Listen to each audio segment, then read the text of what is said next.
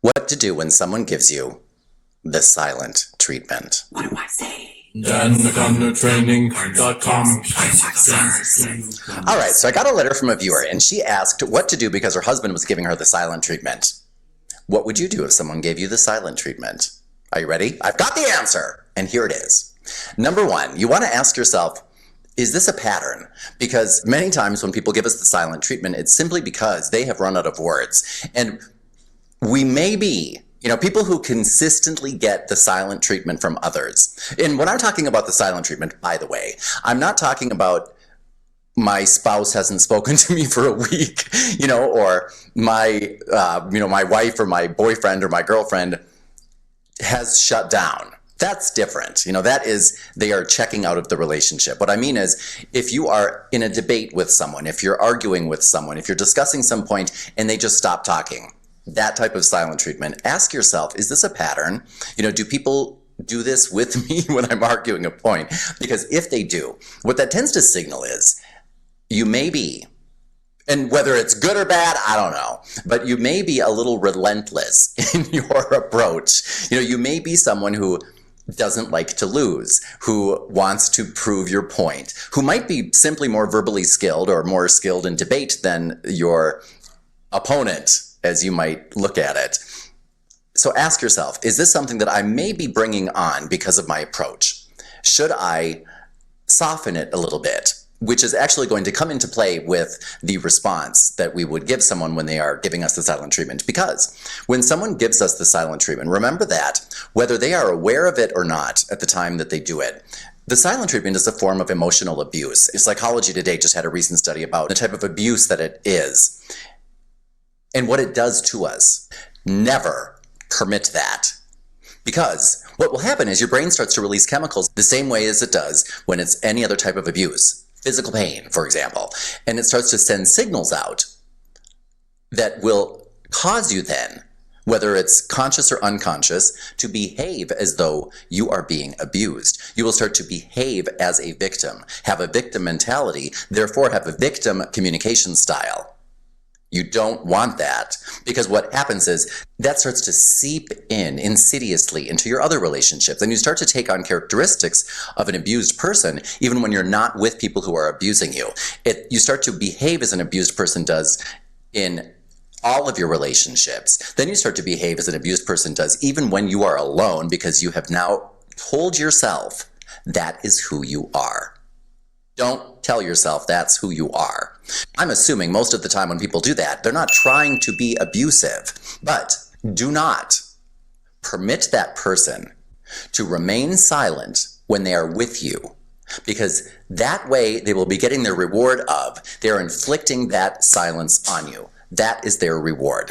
So principle number one, do not permit it. Remember that people treat us how we allow them to treat us. We train people how to treat us. And if you allow somebody to inflict that type of abuse on you one time and let them know basically it works, because they will be getting what they want. They will be shutting down that conversation. They will be shutting you out, and they'll be inflicting that silence on you. Because remember, when somebody withdraws and is silent, but they remain with you, they might as well be continually punching you in the face. What would you do if somebody were doing that?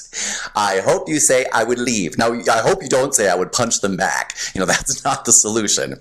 So when somebody engages in the silent treatment, you want to always immediately remove yourself from the situation, because you do not want them to believe that they can inflict that on you until they are done, until they have figured that's enough. No, as soon as they start to be silent, you say something such as, John or Mary, I can see that this has now crossed into dangerous territory, or however you want to put it. I can see that this is not working. I can see that this conversation is going nowhere. I can see that this is now turned from a conversation into a fight, however you want to put it. So therefore, I'm going to go. I'm going to step away. I'm going to withdraw. I am excusing myself. I am leaving. Whatever it may be, I'm the one who's now saying, oh, all right, if that's the way you're going to engage with me, I'm going to choose to disengage with you. And you leave. But before you leave, tell them when you're ready to talk about this or how we can resolve these things in the future. Use a redirect with assumptions. Remember, a redirect with assumption statement is something such as, when you're ready to, I'll be ready to. So let them know when you're ready to continue this conversation without resorting to things such as silence. I'll be ready to continue talking with you about this. I'll be ready to continue this conversation. I'll be ready to continue this argument. I'll be ready to find a solution, whatever it may be. Then you go. And do not come back.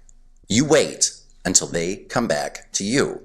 So when you're ready to speak about this, come and let me know, and I'll be ready to finish this conversation. When you're ready to continue this conversation, give me a call, stop by my office, let me know, whatever. Put it on them. When you are ready to start speaking to me again, you do that. But until then, we will not be seeing each other. We will not be speaking, because even though it is abusive behavior, I want to give people the benefit of the doubt that they don't know that. They don't know that they are abusing you in that harsh of a way. And I want to ask myself, am I bringing this on? Am I hammering them where they have simply lost their words? Am I relentless where they just feel as though they have no other option and they are so upset they can't speak anymore? I'm going to give them the benefit of the doubt that they're not trying to inflict abuse on me, but they are. So to teach them, to train them, this will never work with me. What I'm going to do is excuse myself. I'm the one who's withdrawing when that happens, and you can come and see me when you are good and ready. Then when they do, they don't need to apologize. Don't wait for that. You're not keeping score. Remember, when you keep score, you always come out the loser. Always. If they say, okay, I'm ready to talk about it. All right. Before you do, remember this 3-step approach you must take. Number 1, you want to apologize for whatever you did that brought them to the point where they felt that that was their only recourse. Okay? Now, by the way, I'm not suggesting you do this if somebody physically abuses you. Totally different approach. But if this is what has happened, number 1, apologize for whatever you did to bring the relationship, the conversation, the argument to that point. Number 2, clarify what the silent treatment is and how that is not a communication tool, but it is a form of abuse. And number 3, suggest alternatives for when that happens in the future. Something like this, Mary, I'm glad that you came back, and I apologize for speaking to you in a way that evidently made you feel as though using silence was your only communication recourse, because I never want you to feel that way. I always want you to feel as though you can say whatever you need to say to me so that we can go forward in our relationship, not stand still.